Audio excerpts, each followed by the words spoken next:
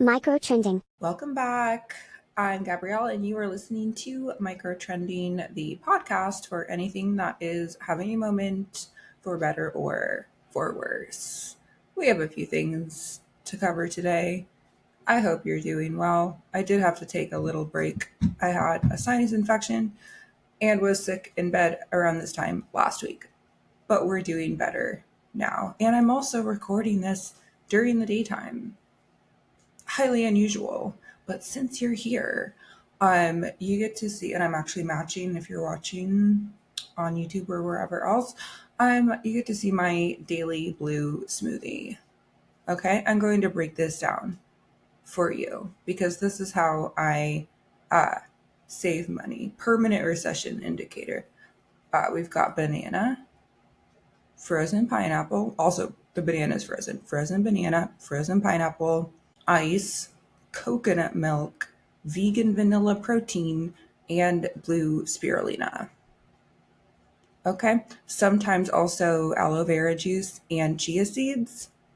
And then sometimes I'll do like the blueberry version of this. But I'm sharing this on the record, number one, because twinning with my outfit, but also more importantly, I'm pretty sure that the Orgain vegan vanilla protein, which is with pea protein, unfortunately, on the list of those protein powders that may have some level of lead in them, which I feel like is good for me to know now, does not help the past year and a half plus that this has been part of my routine. I saw a chart that said the safe level of consuming the brand that I do is 4.5 times per week. And I might be a tiny bit over that, but I think it might be within an acceptable range. I don't know. But again, I'm sharing this because if you notice a difference from here on out, of lead head behavior, which I did have to research this when I did a project with my fourth graders in science class back in the day about the Flint, Michigan water crisis, about what lead does to your brain. I'm not remembering all of it, but I do know that levels of aggression was part of it. So if I get any spicier or angrier or more delusional, I am blaming it on the smoothies first and foremost. There might be other reasons, but smoothies first. Now, I do have a few news items, as promised, that have come across my desk.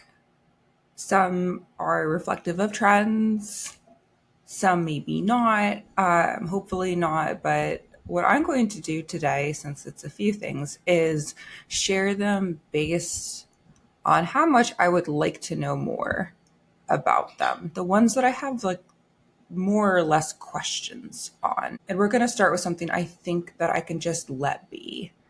I don't have quite as many questions about. And I would say is something that I maybe find the least problematic about all of them. And then we'll end on the thing that I have the most questions about. And then I'll have a couple of Q&A questions because I still have some that I need to answer. And that's our itinerary for today. This may be a slightly shorter episode, but I always say that. And then I'm looking at an hour plus worth of yapping to edit. So we'll see what happens. Microtrending.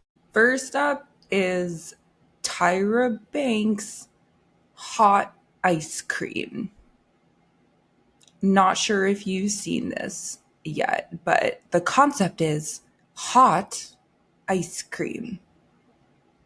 As of right now, this amazing new product is only available at her Smize cream store in Sydney, Australia, which I did do some research. It also serves regular ice cream. So that they did start in the ice cream territory. They started in the frozen treat business. And all of the orders, it looks like, get topped with something called a Smize surprise. If you don't know, Tyra Banks is famous for smizing. I'm trying to do it I can't do it. It's like smiling with your eye. You know, America's Next Top Model. But each of these little frozen treats comes with something called a Smize surprise, which, you know, based on the name, could be anything. Maybe it's the ice cream barista, the creamerista smizing at you when they pass you your frozen treat, but no. It's like these little truffle nugget, these little chocolate or cake balls, something or others. And I'm not going to lie to you, I want one. I would like a Smize surprise personally because they look delicious based on the website. The website says that they are chewy, gooey, crispy, creamy, crunchy, and quote, always yas. And that is what I'm looking for personally in a frozen dessert. More yas. But back to the ice cream, the hot ice cream, which is new. Apparently, no one else is doing this. Tyra is an innovator because it's not melted ice cream. It is not a latte. And from the mouth of Tyra herself, because I've seen a few interviews about this, it is not crème anglaise. It is hot ice cream, however. Just a cup of thick, hot, flavored cream with different toppings and more cream in whipped cream form. In terms of my impressions on this, I'm going to start personal and then let's maybe look at this from a broader viewpoint, okay? Let's talk about the scalability of this. My own issue with this is that all dairy products that exist out there, of all of them, anything that is fresh cream based, especially whipped cream, heavy cream, like those toppings on desserts, I get nauseated within minutes of eating it. It's like instant nausea. There's some other foods that do that to me, but like this is probably number one, which is why I usually opt for frozen yogurt. There are some places left here in LA that do a good job. Go Greek is probably my favorite because it's like Greek yogurt but frozen. RIP to the many Yogurtland locations. I know that there are some that are still out there. That was an era. That was a time. But all of that usually has like probiotics, allegedly. Could be placebo. I don't know. Delicious placebo. Maybe I'm 12 and naive. I did trust Yogurtland back in the day, never looked back. But when it comes to ice cream, it's not usually my go-to just because of how it makes me feel. But I do love when it has stuff in it. That's where my attention is going. When I was a kid, I would order cookie dough ice cream and then I would just eat all the cookie dough. I call it like mining for gold, and I would just eat the stuff in it. So I do love like a Ben and Jerry's, and I support them politically. Actually, I think they broke up. I still support them politically, but I need that mix in, right? Maybe you are like me too, and it's possible I was cold stone pilled back in the day, but the stuff is so much more important to me than the cream. I need texture. I'm a texture person. And while we're on the topic, my favorite ice cream flavor, and you can fight me on this because that's a normal thing to fight over, is candy cane. Mint chip is excellent. And I can't get mad at people who think that it tastes like toothpaste because I hate cilantro and a lot of other stuff, but I remain a mint chip stan. But even better than that is candy cane because number one, exclusive to this season. She's here and she's not. I'm talking specifically about the like pink or white vanilla mint base.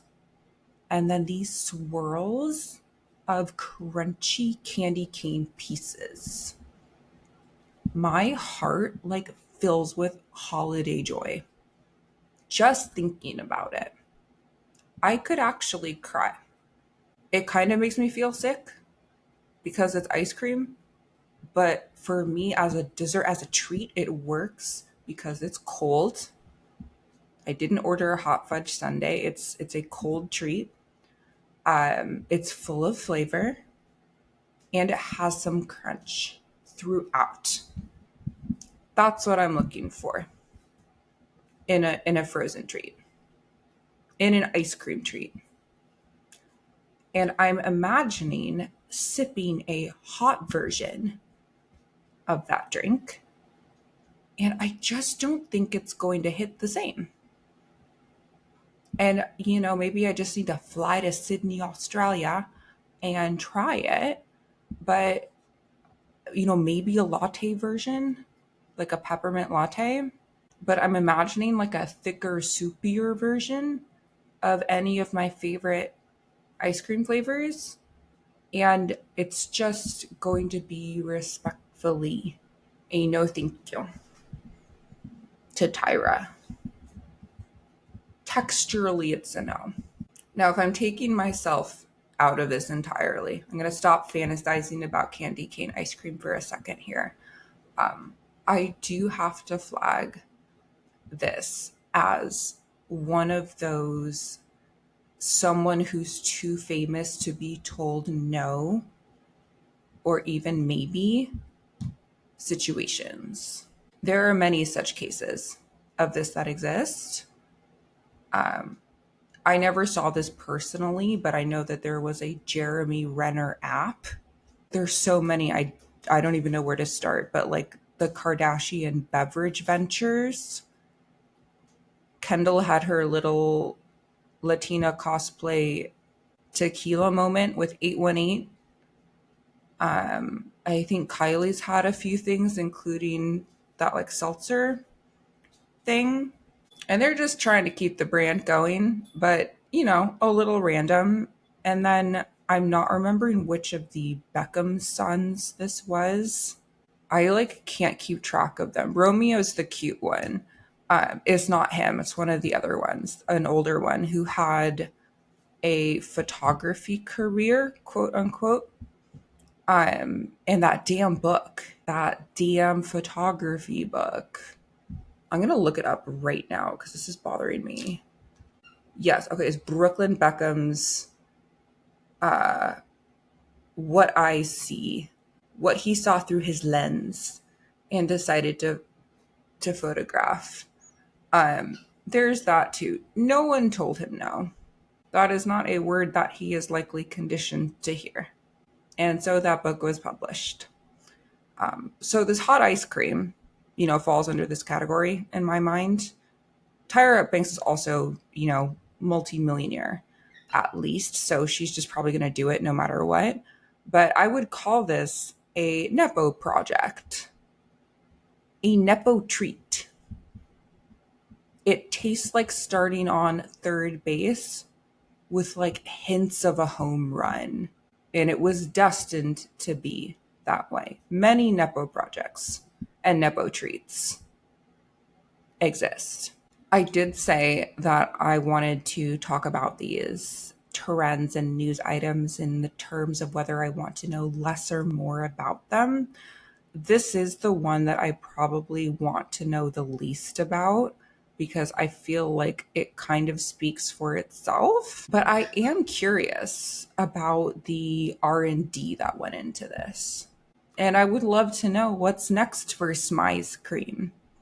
Is this scalable? Is this going to expand to the States? This is absolutely something that would have existed probably 10 years ago, at least, on like the 3rd Street Promenade in Santa Monica or somewhere on Santa Monica Boulevard or Melrose in West Hollywood. Like, times have changed, and maybe Australia's the number one option right now, but would love to know if she has plans to expand.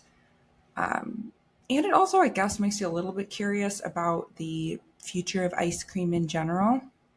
They said Dippin' Dots was the ice cream of the future, but this country also let Google Glass, and now those Meta Techno pedo glasses happen. So I don't really know if we have the best grasp of what our future selves want or need. I think we need to bring Dippin' Dots back into the mainstream personally, and let's make them even tinier. Let's make them invisible. That is the ice cream. Let's make them invisible and put tiny little nano surveillance cameras in each of the ice cream nuggets so they can then give us biometric data and visuals as they enter our digestive systems. That would actually be the realistic ice cream of the future. And it's probably going to happen. Anyway, I'm not mad that hot ice cream exists. I'm fascinated by Tyra Banks as a celebrity and individual. I think she crossed the line more than a few times on America's Next Top Model, but I believe in my heart of hearts that there is still a good person underneath all that. Microtrending. Moving on. I also have coffee with me. I have 3 or 4 beverages on me at any given time. The next thing that I just feel like I need to have an opinion on the record about, because this is going to just come and go as it kind of already has, is the group 7 business. This is next on my trending bullshit list. Hashtag group 7, not 6-7, although there is maybe something to dig into there where our literacy collectively is at the level of counting from 1 to 10 more than being able to read or write a paragraph of our own. I think we're at the stage where we recognize numbers, and that's maybe it. And that might be the overall goal. One of the goals of Project 2025, which is a very big number to say. That's a big word for Elmo. Anyway, let's talk about the concept of being in Group 7 and what the hell that even means. On TikTok, in case you missed it, there was this independent music artist, and this is no shade to this artist. Her music is not exactly my cup of tea, but it's not bad. I think she has a lot more talent than some of your mainstream faves that are out there right now. Anyway, her name is Sophia James, and she, as part of her like marketing for this new single that she has, she made 7 videos. And they were just like her face to camera. Hey, I made 7 different videos. If you're seeing this, you're in group number whatever. And then her new single, of course, is like the trending or now trending sound in the video. So we have her saying basically the same thing, her face to camera, the trending song. Those are the controls in the experiment. They're largely the same except for the number. Now, algorithmically, things are not as like cut and dry as I think people know. I mean, the TikTok algorithm is always a mystery in a way.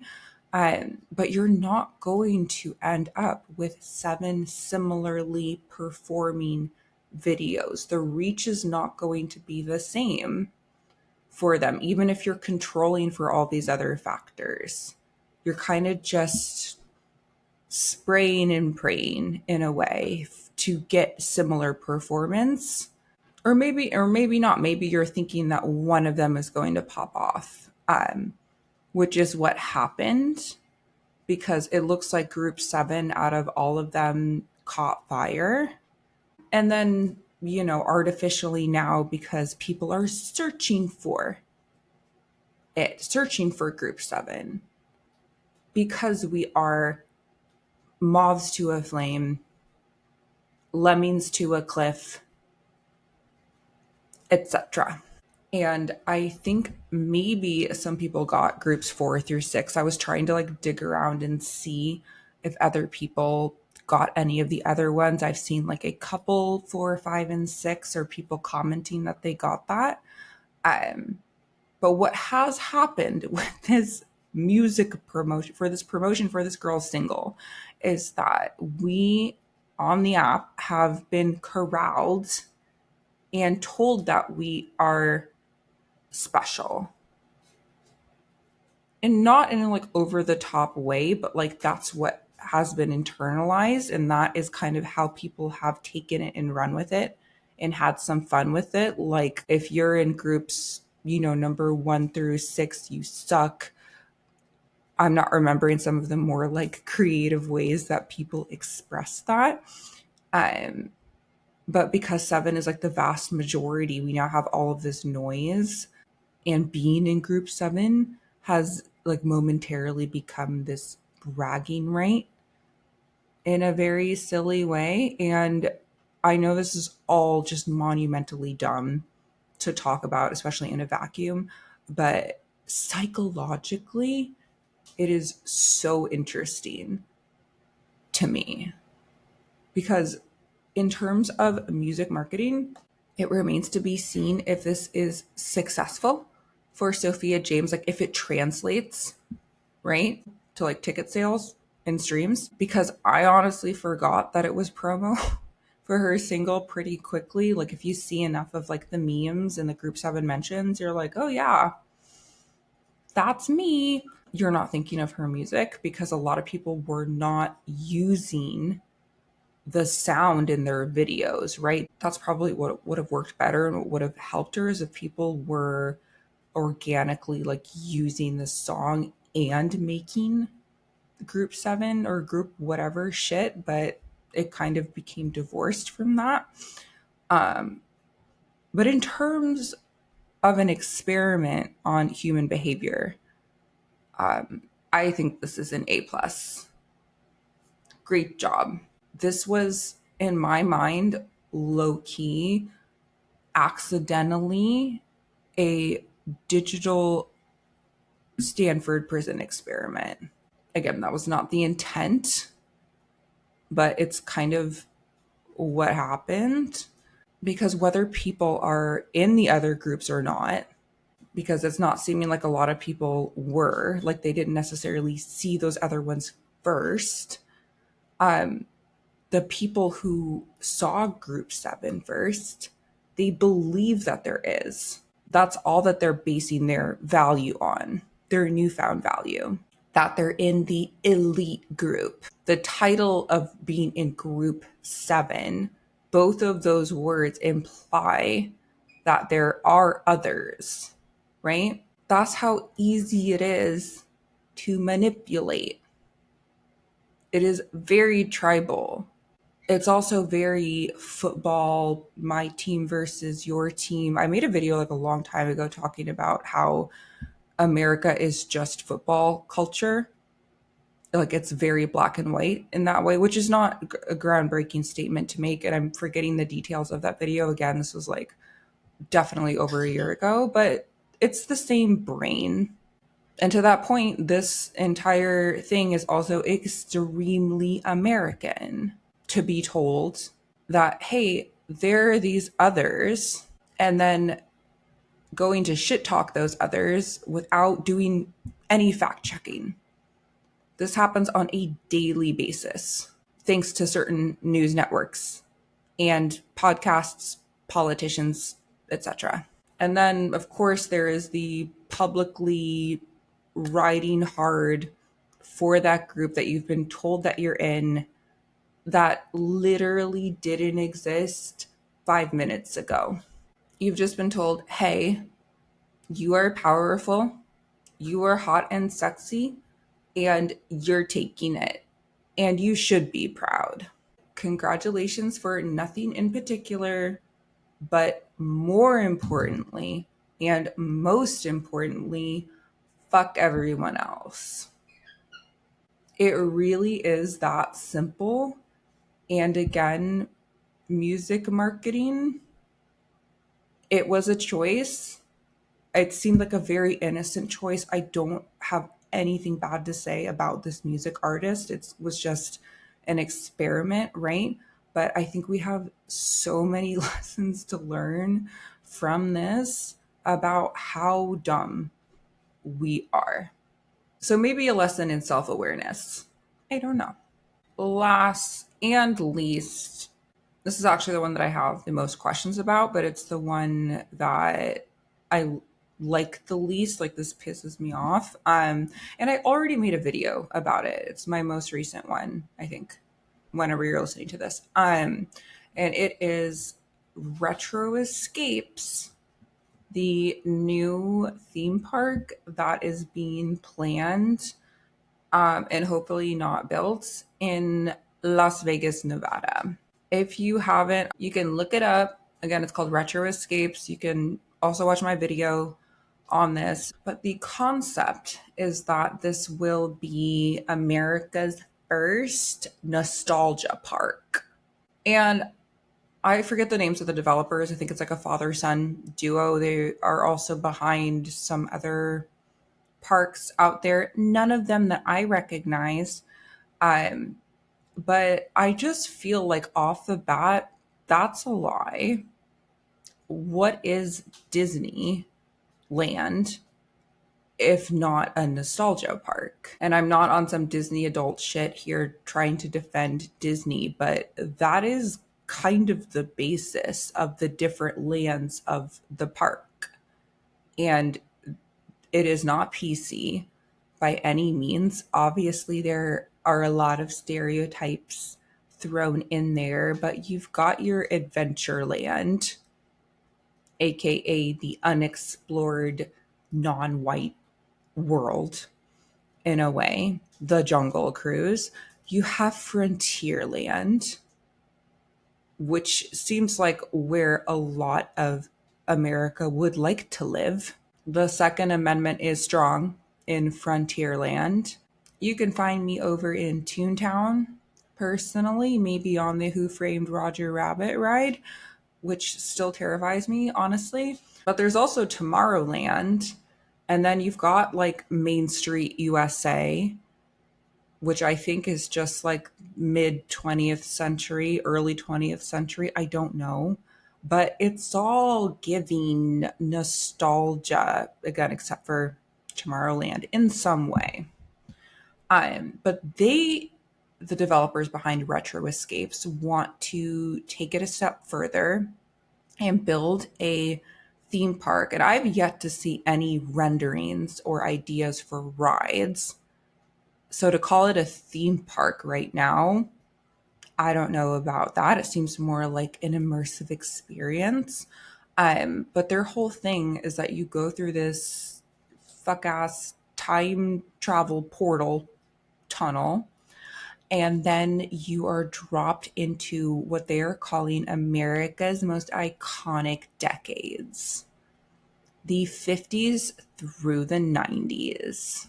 I was only alive and a being during the 90s, so I don't know about the other ones, but I went to school. I've read my history textbook, and I have continued my education, and I'm sure there is a lot to love about each decade. For me, I feel like a lot of my education has come through like the music of each decade, which coincidentally, and shouldn't be a surprise, is in lockstep with like Black American history. And so through those lenses, I'm able to understand not a great time in some ways, but a lot of bullshit along the way. And what disturbs me about a project like this is that, number one, it really feels like, I mean, this is, Operation Beige and everything else, but like this is, if we're talking about time travel portaling back to the past, that's what's happening right now. Like, we're fucking living it. You don't need to pay $100 entry fee and paid $12 for a Dasani water bottle somewhere to get sunburnt in a theme park dedicated to those time periods. Like like the government is actively repealing progress that was made during that stretch of time. But if you love Buddy Holly and hate people of color that much, then go back there. Enjoy. I will say if this does open as a park in the near future at all, which I don't think it's going to, I would go for research purposes. I feel like I've talked enough shit about it already that I kind of would just need to see for myself. I also have family in Vegas, so I could make a trip out of it. But I just really can't think of anything more beige, except for them like asking for your papers and voting history at the park entrance. And on a personal note, when my mom and her family moved to the US, I've already talked about this. I don't know if on here, but definitely on Substack. They moved to this very modest neighborhood close to the Stratosphere Tower, and they proceeded to work in the hotels. I have family members that still work in the hotels there, but my family's original house in that neighborhood, they had to end up selling once my grandma became so old and needed extra care that she moved in with my aunt. Because of pressure, constant pressure over the years from local developers, because they were trying to buy up all of the homes in that area to raise and build who knows. And currently, I don't think anything has been built there.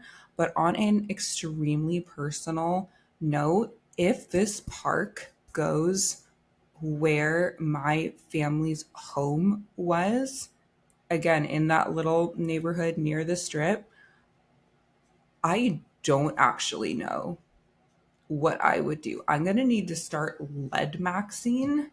Okay, 3 of these bad boys a day, protein smoothies. And then we'll see what happens. I'm going to up the rage if that's the case. So, Retro Escapes, I have a lot of questions. I will see you there. Meet me outside. And yeah, fuck everything about that project. That's all I have to say. And you can watch my video on it. Microtrending. Last up, as promised, I do have some Q&A. There's still questions that you had submitted when I did like a little AMA box on my Instagram stories. And I was overwhelmed by the amount of responses. So I'm trying to choose a few until I've answered most of them. This one is, did you ever consider going into academia or doing research? I'm obsessed with your takes. Thank you. There have been times, not in the recent past, but there were times I think initially that I thought that might be fun and a good idea just because I liked school. I enjoyed that experience, but I would say the reason I'm not really as attracted to that path is because I have a brain that has a tendency to take things too seriously and obsessively. And I think that's why I'm drawn to comedy and just like funny content and entertainment in that way, because I need something to help my brain and self take life and everything less seriously. And I've always felt that way. And so I just know, and I know all of this because of how I acted in college. Like I didn't let myself have fun. I don't think until my like part of my junior, but mostly my senior year, that I unfortunately think that going into something like academia and research, I know that I would lose like the childlike wonder and that side of me that I am trying to embrace. That is like my truly deeply honest answer to this question, where it's like I see the appeal, but I also know that it would put me in a mental hospital. I don't think I can do it anymore. I'm on a mission for the rest of my life to obviously take what I'm doing seriously, but to have as much fun and like a lighthearted approach to things as I can within reason. This person asked, am I the asshole? I've never seen the performative male or your new understudy guy. The performative male stuff has become a meme, honestly. So if you're not seeing like the over the top meme version, it's because that person rarely exists. There's a reason why it's become a costume. But to this person saying, I haven't seen your new, this is from a while ago, understudy guy, my answer to that is actually going to be this next person's question. Okay. And this person asked, how many people completely miss the intent of your tone? And I will say it's definitely fewer people now than before. I think now you kind of know what you're getting. But a lot of men, especially, were not privy to the source material of where the satire series started. And this is like a little fourth wall breaky here. But there were 2 or 3 creators that on TikTok that were pumping out this like trend forecasting and like, here's how to become this type of girl content. This is especially in 2023 and 2024, which is when I made most of those videos. And I still do a few of them now.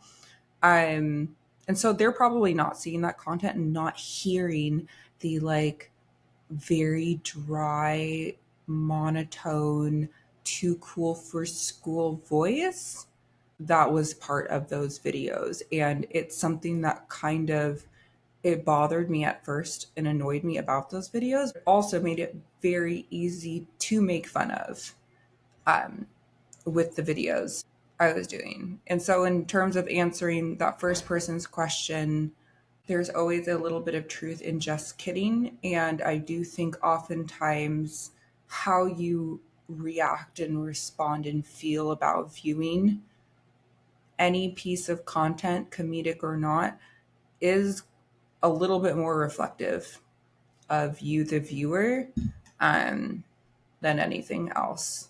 And so again, how many people miss the intent of your tone? A percentage of them, but a lot of them are men. Last question for now. Who in the pop scene, mainstream or alternative, is making interesting work? I wish I had a more robust answer to this. I'm sure that I can find more examples than just the ones that are coming to mind, top of mind right now. But I've said it once and I will say it again. I think Jade Thirlwall, I think that's how you say her last name, she was in Fifth Harmony, I believe, which is a group that I was never super attached to or anything. I don't know a lot of their music. I think Camila Cabello is, she's not one of my favorites, but Jade as a solo artist, the album that she put out this year, That's Showbiz Baby, I love so much. I mean, I don't love every single track the same way, but it is definitely worth a listen. And then a newer artist I've become aware of, I don't think this person's like underground by any means. She was on Dream Academy, which I haven't seen, but I know gave birth to Cat's Eye, which is a pop group that I feel generally very neutral about. But Adela, who's from Slovakia, I guess she was on the show.